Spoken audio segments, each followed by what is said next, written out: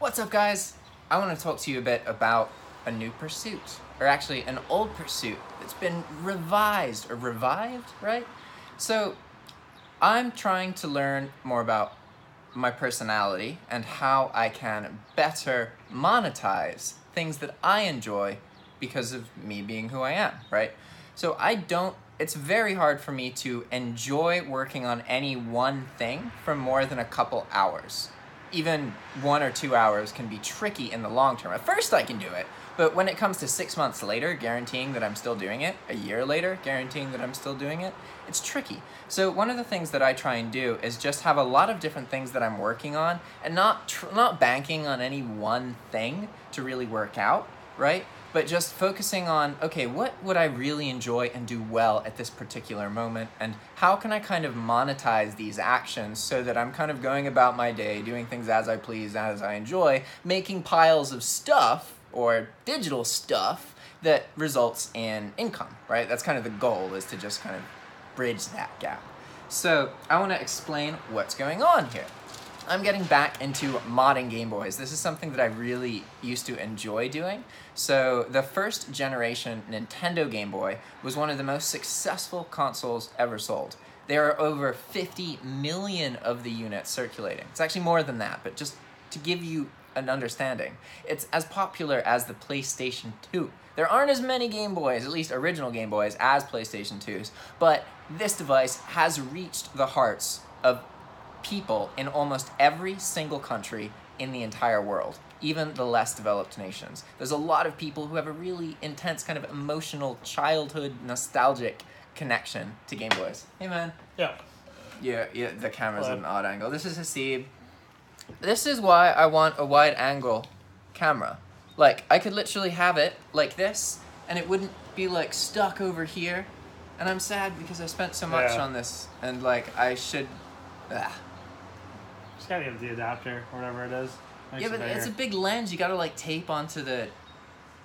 Like, that's pretty inconvenient. Yeah, it works. It would work here, but yeah, I like the idea of just being able to pull the phone out and record stuff. But so.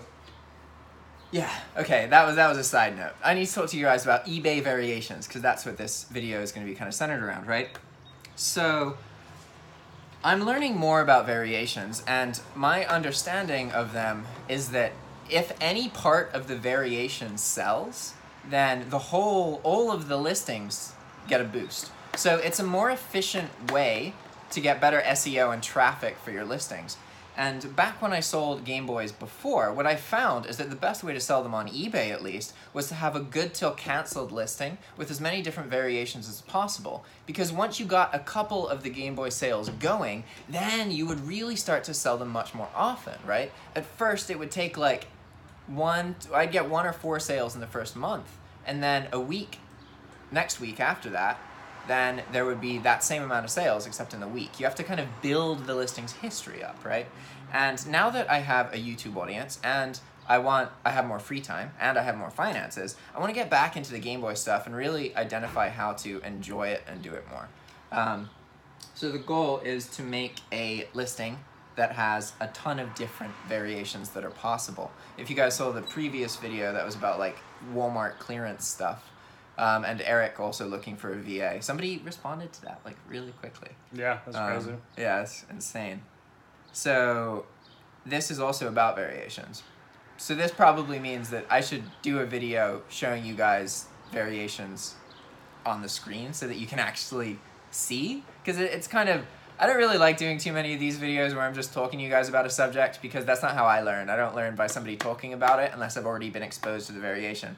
So there's very much a part of me that wishes I could just like click a button and then it would be recording my screen on my computer and I could explain what variations to you are. But I'm not going to do that. Just wanted to do this video, and now we're just going to like hang out, and I'm going to stop narrating it, and then we're just going to do a thing. Cool. Alright, what's next? So this is a whole bunch of stuff that I haven't addressed yet. We've identified, so we need to do like triage. We need to determine what requires the least amount of work possible that we can profit from. So that example, you just removed a sticker, right? Super easy to fix. This is not so easy to fix. It's blurry and requires like disassembling the LCD, right? So I'm just gonna move this aside. I'm just gonna put it over here, and then we're gonna test the next one. I'm gonna move these wires back here. Or chest on the corner. Yeah, that's probably smart. So this one,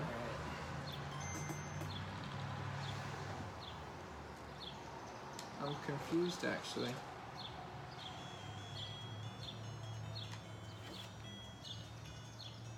I actually don't see anything wrong with it.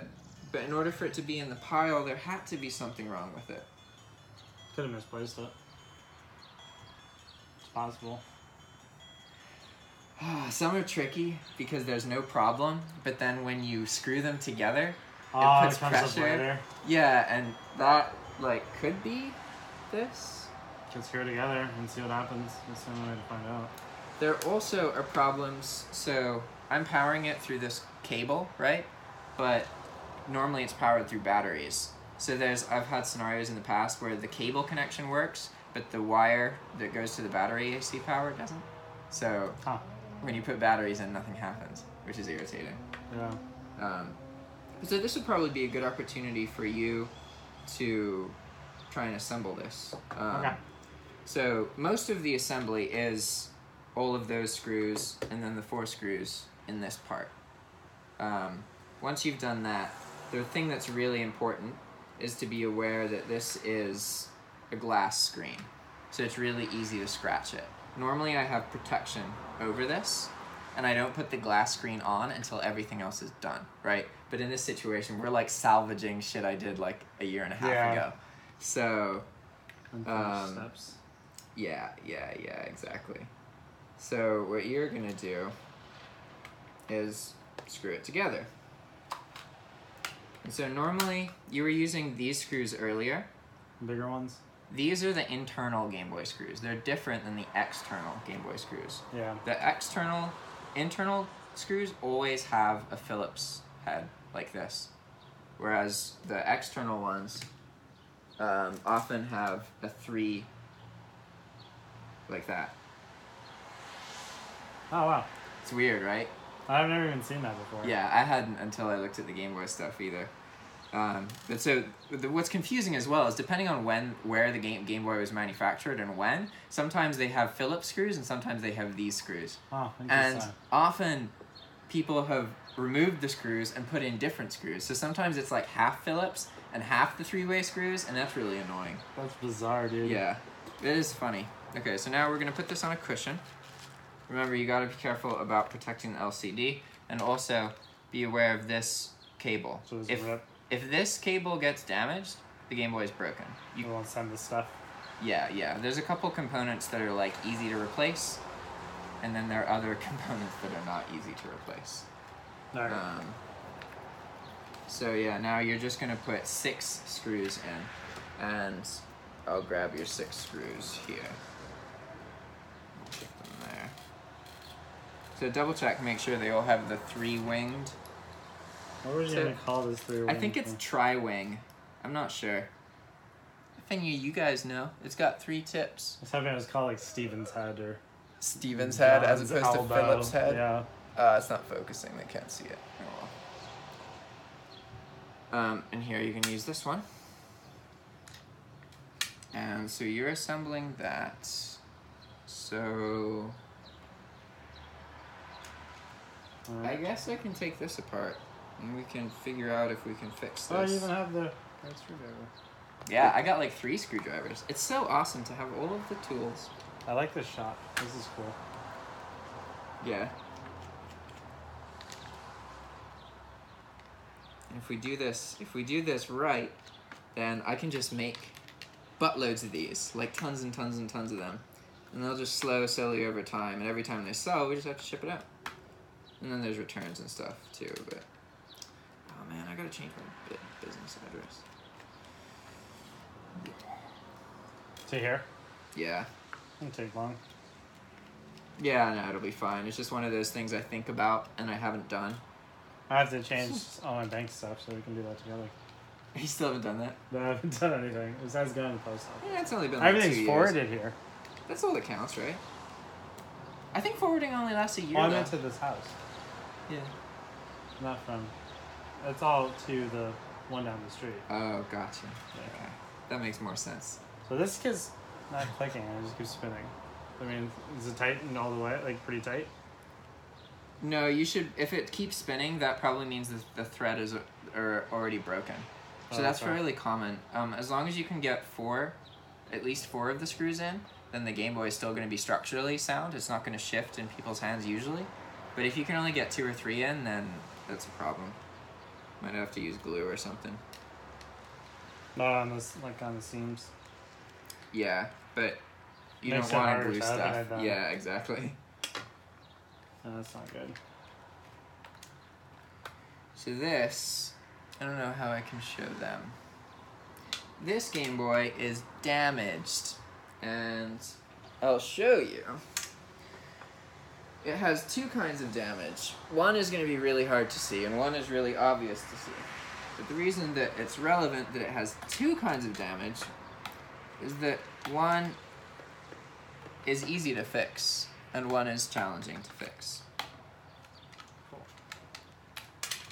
So, these are backlights, right? And, okay, I gotta make it so they can actually, like... It's kind of cool to have this little stand here. I always hold my phone. I know I really should get a stabilizer for you guys.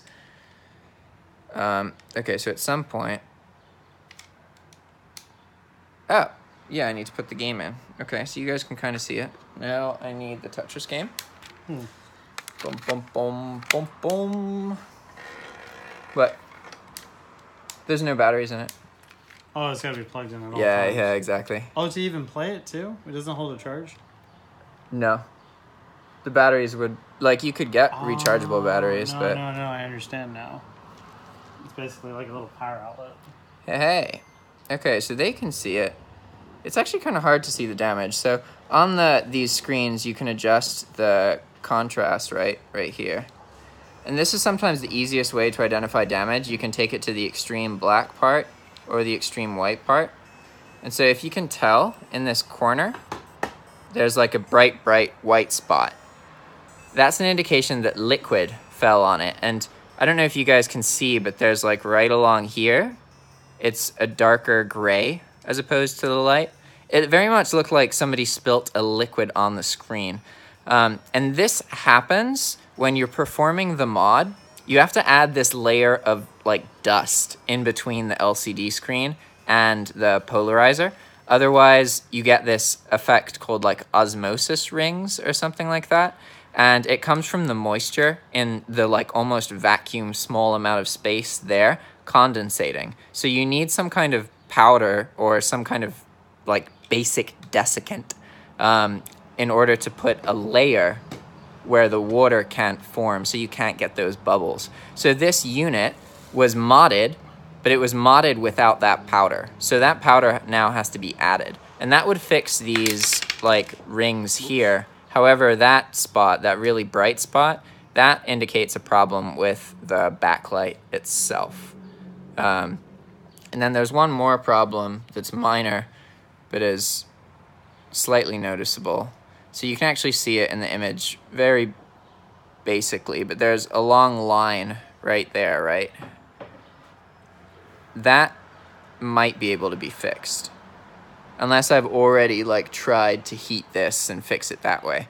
In general, Game Boys have one most common problem, and that is lines across the screen. Lines that go this way, up and down, are easy to fix. You literally just get a soldering iron and heat this black bar part here, and then it fixes the lines. Lines going that way are like impossible to fix generally. You'd have to be like an expert solderer who manufactures electrical components and uses machines in order to fix that kind of damage, because it has something to do with like the ribbon cables and these solder connections. And in general, if an individual component like that is broken, then it's going to be really hard to make things work. Cool. I think that's all for the video. I'm going to end this now. But you guys have a general sense of some of the other stuff we're working on. Bye. And Yeah. once these are up and available, there'll be like links in the descriptions. Because I know that there's some way that I can do it more profitably now that there's a YouTube channel, and the YouTube channel's supposed to be all about just making videos about stuff that's happening anyway. So this is something that's happening anyway. I'm not sure how gung-ho I'm gonna get into it, but considering it's something I've done in the past, I have a lot of time and it's fun. I'm having a good time. I'm Yeah, just chilling. yeah, it'd be cool. We're just doing something. Bye guys. So yeah.